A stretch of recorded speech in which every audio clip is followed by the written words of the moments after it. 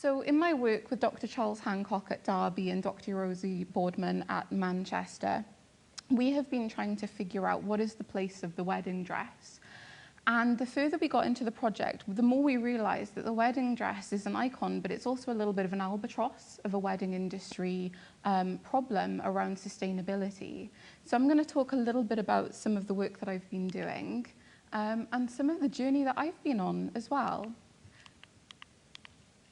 So in terms of trend forecasting, please do not take fashion tips from me.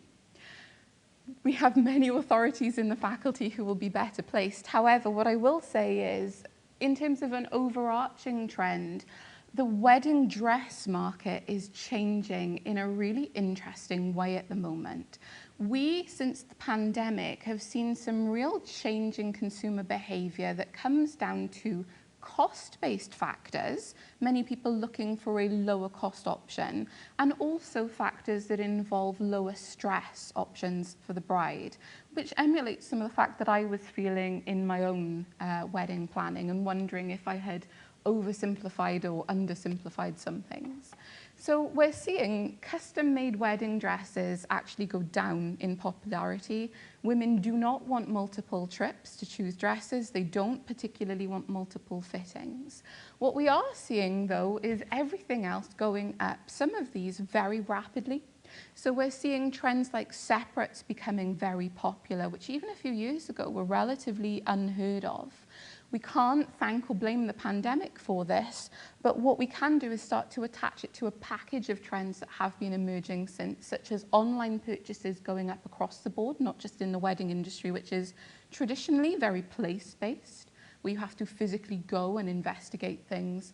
But we're also seeing multiple dresses being purchased, and that's because we're seeing multiple smaller weddings as a result of restrictions on the amount of people we could see. Also people wanting more events to celebrate with more people, and of course, just a little opportunity to show off that day to evening transition. So while all of these things are going on, none of them are particularly green. In fact, one of the most green and sustainable options we see here is the only trend that is going down, which is the making of custom wedding dresses. So I thought I would give us a little look at some statistics around wedding dresses, because although we've got many fashion experts here, many people who will have been part of purchasing a wedding dress, maybe worn their own, and we're great at talking about them, we're not great at examining things like this from an academic angle. As somebody who's been second-guessing themselves a lot recently, apart from the engagement, he's safe, then using statistics has been a really helpful lens for me to start to place my own behaviour and thoughts and feelings against those of others. So some statistics here for us. The latest available ONS data shows 235,000 marriages in 2018 in England and Wales. We are expecting new data soon, and we expect that to go up in reflecting what's happening right now, but a couple of years of data skewed downwards due to the pandemic and many cancelled and postponed weddings. So we will see an immediate dip that we can't take as an indication that people have just gone off getting married, unless you guys have something I should know now. So we also know that the average wedding dress is about £1,500, especially if you are going and getting a bespoke or custom-made wedding dress rather than an off-the-rack wedding dress like we might buy from an online retailer. We know that the average wedding dress is worn for about 10 hours at a time, which means about £150 per hour for a wedding dress, making it not a cheap option. And we know some other facts that start to create a picture that is not actually a great picture sustainability-wise. So for example, it takes 9,000 litres of water to make one average wedding dress. It takes 400 pounds of rubbish, and a lot of that is textile waste. And we also see 63 tonnes of carbon dioxide being produced per wedding dress. I'm somebody who really needs to picture things like that. So 63 tonnes of carbon dioxide is 18 medium-sized elephants for one wedding dress. And if we think about 200,000 of those marriages would have been a new dress, well, that is 3,600,000 elephants every year for wedding dresses. It is not a great picture for the wedding industry to have such a huge carbon footprint. And that is something that we hope our work will be able to begin to address by making wedding dresses be a more accessible option for brides and a less stigmatized option for brides. We hope we can create a new green trend in the wedding industry. So we have 5 key areas of the sharing economy where pretty much any action we can talk about will fall into one of these categories. Wedding dresses can be rented. In terms of popularity, that is currently going down. People are preferring off-the-rack dresses, but it is still an option. We can lend a wedding dress from somebody. That is not a common option, but there will be niches where this is the done thing. We can see wedding dress swapping. I'll give you my dress if you give me your fill in the blank. This is probably the least common on the list, but it is an option, particularly if you are part of a community network, for example, who likes to trade money, time, skills, knowledge. We also have donation of wedding dresses. When I do my interviews at the moment, I'm in data collection right now, when I ask people initially what they think of second-hand wedding dresses, many women immediately mentally go to the charity shop. This is one of the more popular areas. And then finally, we have buying used goods. So this would be something like going on Facebook Marketplace, eBay, or e-commerce sites such as Bridal Reloved or Still White to get that purchase from a shop rather than a person. And that comes with a lot of consumer behavior factors involved like trust, accessibility, etc. So with that in mind, let's talk about some we're doing is bringing pretty much all of these categories in. All of these are options that can be put into practice. Thank you. So for our something borrowed, what we know is that a lot of women have concerns about second-hand wedding dresses. They are seen often as very stigmatized. Some of my research is revealing that people think a second-hand wedding dress is cursed in some way, and I will show you an image later on where that's come up in discussion. The cursed wedding dress is a really interesting factor.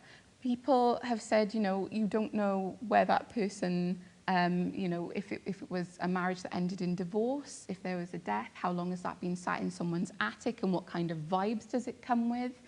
A lot of my participants have talked about the energy of clothing. And I said, okay, well, this cursed clothing, is that enough to put you off? And many women will say, absolutely, there's no dry cleaner that can take a curse out of a wedding dress. So we have a lot of kind of sociological stigma involved in where has this clothing actually come from. We have some more practical day-to-day barriers as well, though. So when my participants say what they've actually done with their wedding dress, if they're already married, many of them just end up in the attic. There's no life beyond being worn. Maybe they'll have a daughter, for example, who might wear it in 20, 25 years. They might have a child in the next few years and turn it into a christening dress, even if they're not religious. That seems to be a really common kind of thread of how the clothing will have a new life. But the truth is that when I ask many of the women, especially ones who are still engaged, what they plan to do with it, it's not even crossed their minds yet. The wedding dress stops living, it dies at the end of the wedding, essentially, when it gets taken off for so many women. And what we really want it to do is to re-enter the market. So a lot of women talk about these being lower cost options. And in order for them to be attractive, they want them to be higher cost. They want to feel like they're not buying that cursed piece of clothing. They want it to feel like it's been dry cleaned beforehand. When I ask women what a second-hand wedding dress smells like and ask them to imagine it, none of it is good. It's sweaty, dusty, plasticky, fishy in one of them. When I ask what a new wedding dress smells like, very interestingly, a lot of women tell me it smells like vanilla. So there's no scent associated with it, but we are coming in with these preconceived notions of it is clean, it is bridal, it is pure and innocent in some way. And if you are going to buy something fishy versus vanilla, then I know what I'm going to choose for my wedding dress. So we have some problems with contamination as well. So we're wearing this dress for an average of 10 hours, but what's happening when we take it off? Well, there might be 1 or 2 little tears in the fabric, potentially. We will have maybe a little bit of sweat, potentially a stain somewhere. All of those can be dry cleaned out, but that is not a logical thought that occurs to many women who think about, is this an option for them? It's been worn and therefore it is not for them. In terms of putting these dresses back into the market, many women will discuss the same thing. Well, that's my dress, or I know it's dirty, it's a stain, no one will want it. So enabling the removal of some of these barriers, what we can do through all of these 5 channels potentially is start to improve the accessibility of wedding dresses. So many women don't feel like they need to spend a lot of time and money acquiring a new bespoke wedding dress, even though unfortunately that is the most green area. In a second-hand or reused wedding dress, we've already used those 18 elephants worth of carbon dioxide and all the rest of the rubbish that comes along with it.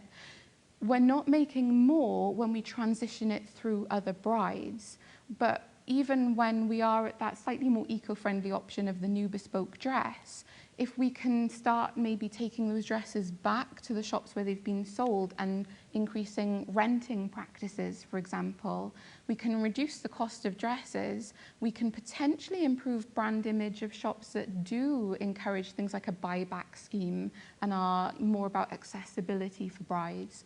And so there are many competitive advantages and community benefits here.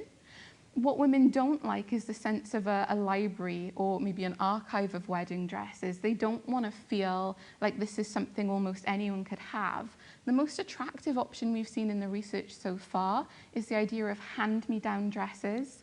If you might have read the book or seen the film about Sisterhood of Travelling Pants, which is one pair of jeans kind of working its way through all of these women, women love the idea that it's the opposite of the cursed marriage. They really like the sense that there's a bride who had a fantastic wedding day, has a fantastic husband, lovely family, has all the things they dream of essentially when they get married, and that dress is now good vibes at being, you know, passed along to them. There's something almost ritualistic about it in that sense that is very attractive to many of the women that I talk to.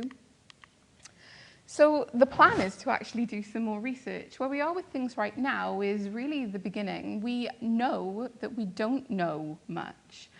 A literature review produces almost no academic articles we can use to formulate a picture. The best information we have is the statistics about the environmental damage that a wedding dress can do, and my colleagues' initial research on how women feel about the prospect of a second-hand wedding dress. We also know that we understand very little about what happens to a wedding dress apart from the anecdotes of it's in the attic or it's a christening dress. And we have to understand both sides of that equation to A, reduce the stigma of wearing a second-hand dress, but B, getting women to part with that dress when they are done with it. We also need to be able in future to work with businesses to get them to understand that this is an option that could be profitable and could give them competitive advantage, whether that's online or location-based. We believe that this will do particularly well in smaller, more rural communities, potentially, where people do know each other and there's more a sense of trending dresses and the idea of stories being popular, community memory, etc. Potentially less well in cities to begin with, unless we are going with something like the Uber of wedding dresses, where you can have a selection turn up at your door, someone will fit one to you and then take the rest away and come grab it when you're done, which profit margin wise is not going to be attractive to many people, but will be attractive to many brides who don't want to leave the house to actually try on some clothes. So what we've got here is a couple of images that some of my participants have actually made for us. These are collages that come out of interviews that I've been doing, where it's a standard type interview that asks some really weird questions interlaced with things like, what does a second-hand wedding dress smell like? Or if you put yourself in the image, what's going on before and after this picture has been taken? So we've got images like the modern bride's dilemma, which is a collage that one of my participants made with the images she'd used in her interview about the feelings she was experiencing as she tried to make her own wedding dress decisions. We have the good, the bad, and the ugly here. You can start to see that this is a very stressed bride. Somebody is really feeling judged by the people in her life about the choices she is making. And when she starts to think about a second-hand wedding dress, this cursed image with the Grim Reaper in the left-hand corner comes back up. And she talked about it not just as a sense of feeling judged by society, but by people as diverse as, you know, people she might walk past on the street if she went into a charity shop. So again, it's coming back to this stigma and this stress around weddings culturally, but the dress is a particular icon of the wedding. And then we've also got, it's just a dress. So this is another bride who was feeling some real kind of choice paralysis about whether a second-hand dress would even be an option. Interestingly, brides at different stages of that journey, so all the way from relatively newly engaged through to have been married for a good few years now, talk about it with different degrees of stress. The closer we get to the wedding, the more stress we see. And then after the wedding, women tend to feel a little bit more free, even if they didn't choose a second-hand wedding dress, and say, actually, knowing what I've spent on the wedding, a second-hand dress is probably a little bit more of an option in retrospect.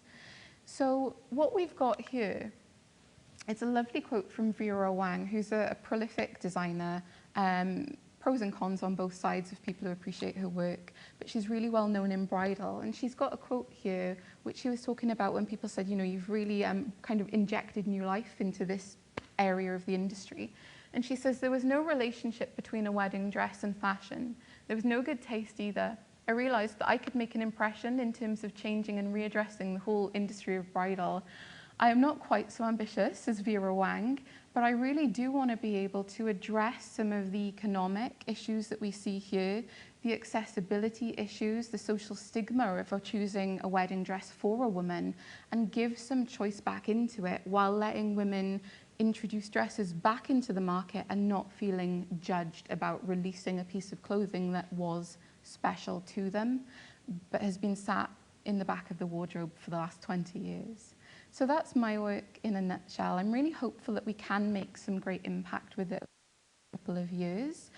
In terms of being somebody who is on the way to getting married, I'm getting married in August. I'm definitely feeling a little bit more like this right now, but I'm hopeful to be like many of the brides I've interviewed who feel more able to think about a second-hand dress as a positive option after the wedding. So that's me all done. Thank you.